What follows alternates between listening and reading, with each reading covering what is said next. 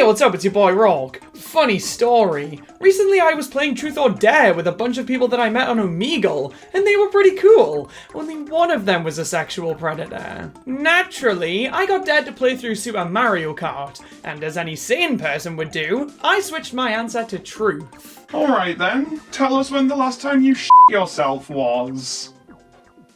So f it, let's play Super Mario Kart.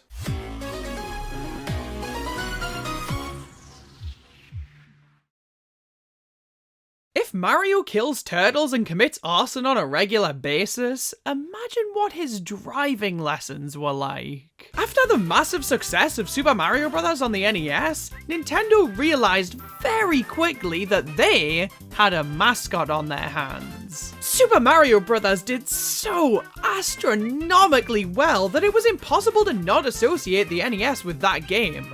And because for most of the world at that point it was impossible not to associate video games with the NES, that meant that whenever you thought of video games, Mario was most likely what came to mind. Are you disappointed yet?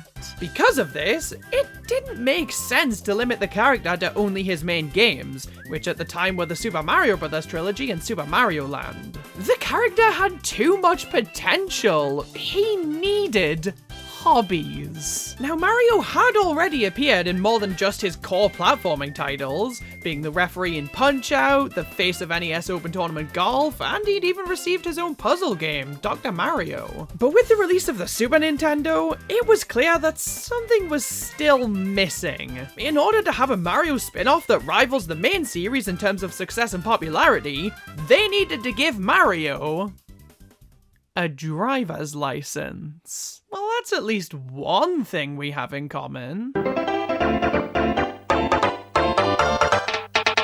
Super Mario Kart, released on the Super Nintendo Entertainment System in October of 1993 here in the UK. You couldn't just pick one day to release on? Originally developed as a more accessible, approachable alternative to the Super Nintendo launch title F-Zero, this game didn't originally feature Mario characters, and instead featured pretty generic character designs. But on a whim, one of the developers decided to see what it would look like if it was Mario in the karts instead. Do you think they liked it? Super Mario Kart is best known by most people as the game that started the Mario Kart series, and is best known by me as one of only 2 games in this series that I don't have the box for. So, you may be asking, what's the point in living?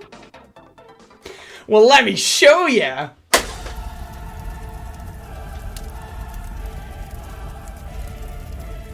Well, apparently it wasn't that. So, I'm finally talking about Mario Kart, huh? It's about damn time, honestly, as this is one of my absolute favorite series of games, and one that I have countless memories with. But for all the time I've spent playing this series to death, whether it be alone or with friends, I've never actually sat down and played the original game in this series for more than a couple of minutes. Oh, so that's why I'm here. I've always just been perfectly content in accepting this as the first Mario Kart game and respecting it from a distance. I've never really felt the need to sit down and see everything that it has to offer. So, what's with the change of heart?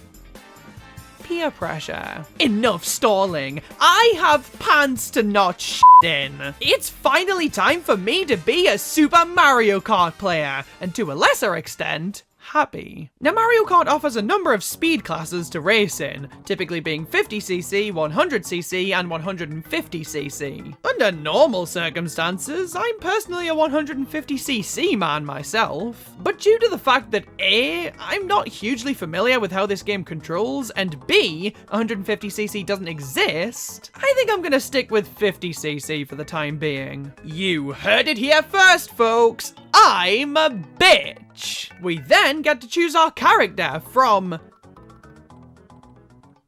a roster. The selection of characters in this game It's a selection of characters, I've got to give them that. Of course, we have Mario, Luigi, Princess Peach, Bowser, Toad, Yoshi, probably the most iconic characters in the series at that point, and all characters that made perfect sense to be here. We then have Koopa Troopa, a bit of a more wacky inclusion, particularly considering that this is the longest I've ever seen him on screen and not repeatedly kicked his head. And then Donkey Kong Jr. because his dad got one too many DUIs. Listen man, I get that Donkey Kong Country hadn't released yet, and Donkey Kong wasn't exactly the most relevant character at the time of this game's release, but if you'll allow me, I'd like to make a bold claim.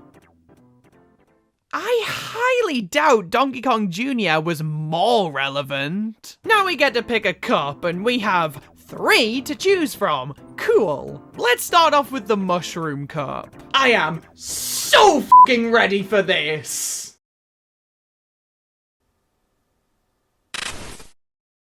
And that was it.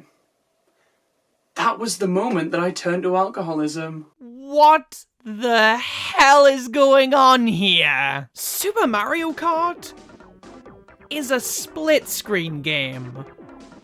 Permanently. You know those people who refuse to play retro games unless they're stretched into a 16:9 aspect ratio? How does this image make them feel? Super Mario Kart was entirely designed with 2-player split screen in mind, so when it came to the single-player mode, it made more sense for them to keep player 1's screen the same as it is in 2-player. And to compensate for your lack of friends, you get a map! Thank you. The map is actually pretty handy to have, and while, yes, this looks a little bit funky, this looks straight up fucking demented. Speaking of how this game looks, it sure does. Super Mario Kart makes heavy use of Mode 7, a graphical capability of the Super Nintendo that allows it to display pseudo 3D images, at the expense of things looking pretty rough.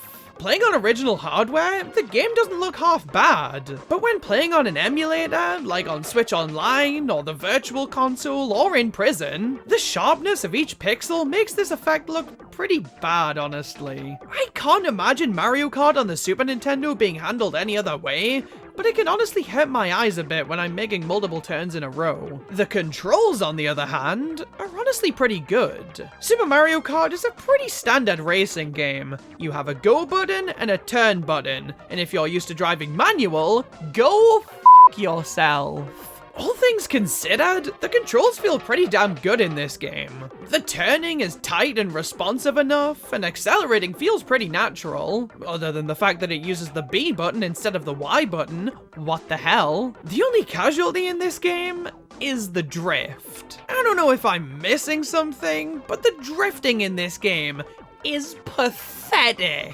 Every time I approached a corner, I'd mentally prepare myself to drift. I'd hit that sweet, sweet shoulder button, and then utter 5 words that any and all people who've played this game are familiar with.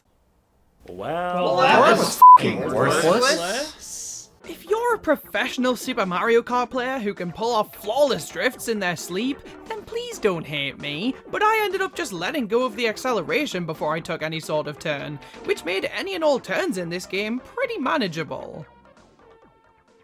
As long as I picked a good character. Every character in this game has a different weight, because I somehow doubt that Bowser and Toad could sustainably live on the same diet. This has a huge effect on each character's acceleration speed, as well as their handling, which makes me wince at the thought of playing certain characters. For the most part, I found that Mario, Luigi, Yoshi, DK Jr. and Koopa were the easiest to play as. DK Jr. obviously had inferior acceleration speed, and Yoshi was a little bit too light on the turns for my liking, but they were all pretty decent picks. Toad was a bit too fast and light to make him all that enjoyable to play as, and Peach and Bowser?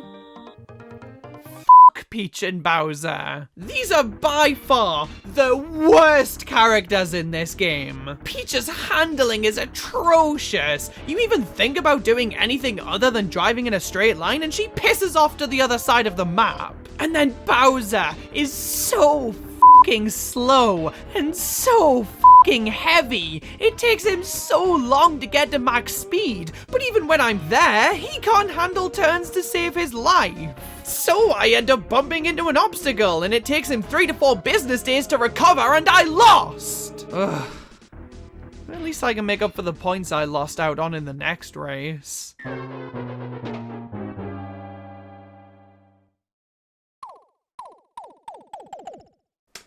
Message received. Loud and clear. Shall I get f***ed now, or is there a time that works better for you? If you fail to finish a race in the top 4, you are forbidden from continuing, and you have 3 more tries to get a good enough rank to keep going. That's honestly a really unique concept, especially when looking at the rest of the Mario Kart series. But my main problem with this is that the computer players have a lust for blood. The AI in this game is brutal! Every character in this game has a rival, so if you were playing as Mario, the best CPU player would be Donkey Kong Jr. If you were Luigi, it'd be Yoshi, Peach, Bowser, Yoshi, Koopa, Bowser, Mario, DK Jr. Toad, Koopa Luigi, Toad Peach. And this rival character will bend the will of the universe itself to make sure you don't get first place. A lot of this is to do with the items, which you can get from panels on the ground throughout each track. Banana peels, green shells, red shells, feathers, mushrooms, stars, coins, and lightning bolts. All of which can be used by any and all players, and all of these items are pretty damn useful. The problem is that CPUs use them whenever the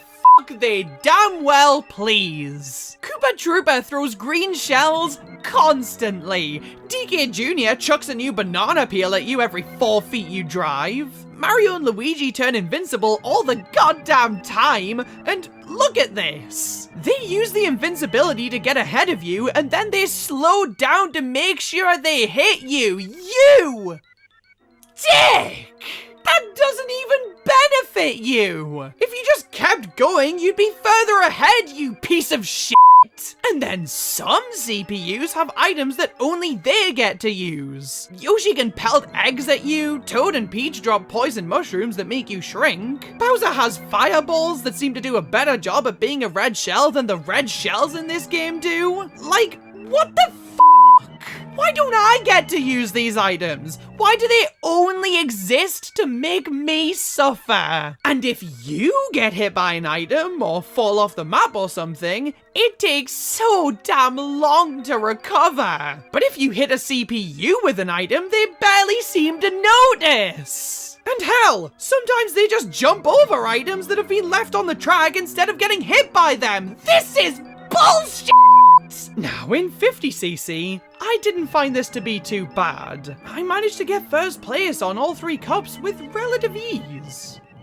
100cc kicked my ass! But if you do manage to get first place on all of the 100cc cups, then you unlock the Special Cup, which is exclusive to 100cc, meaning you can't bitch out and hide behind 50cc, you have to face 100cc head on. And I did it. Am I a better man for it? I'm playing through Super Mario Kart for the first time, so f*** it, you tell me. Each of the cups in this game are home to 5 courses, the highest number in the series. And this means that the game has a total of 20 tracks, one of the lowest in the series. That sounds like a decent amount of tracks for an SNES racing game, but within those tracks, there are only 8 track themes that are repeated multiple times. There are 4 Mario circuits, 3 donut plains, 3 ghost valleys, 2 Choco Islands, 2 Koopa beaches, and 2 vanilla lakes. And while those themes are all really cool, being heavily based on Super Mario World, it leads to not enough variety in each cup. And hell, Mario Circuit and Donut Plains are really similar visually. One thing that I find really weird too is that the 4th track of the first 3 cups is Bowser's Castle, and with every other Mario Kart game having only 4 tracks per cup, it kind of feels like the cup should be over afterwards, and Bowser's Castle feels like a pretty fitting place to end each one off. But then they're followed by another Mario Circuit. Yay!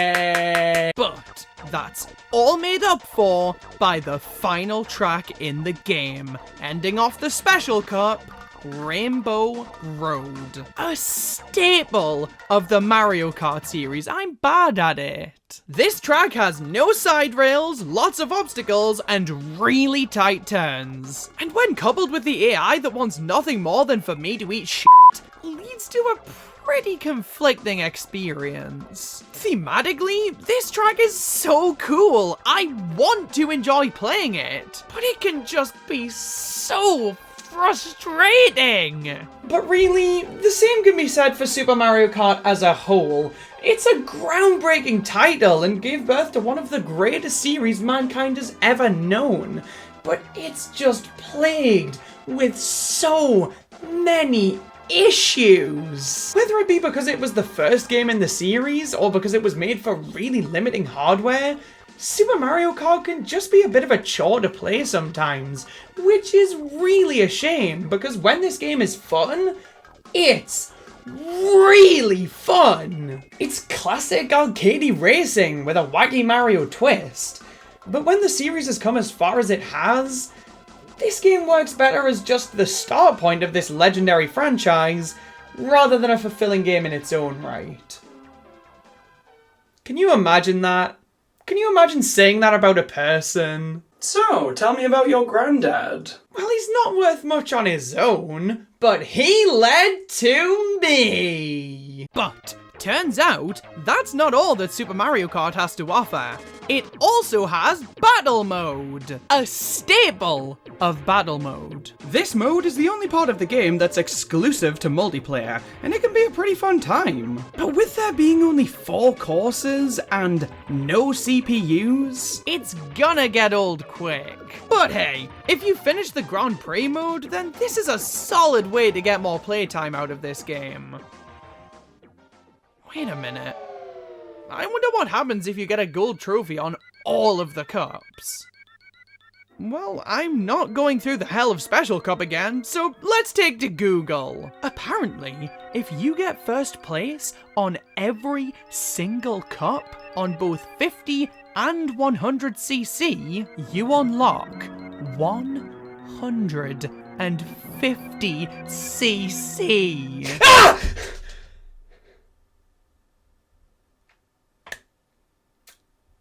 I just shit myself. I don't want to play Truth or Dare anymore.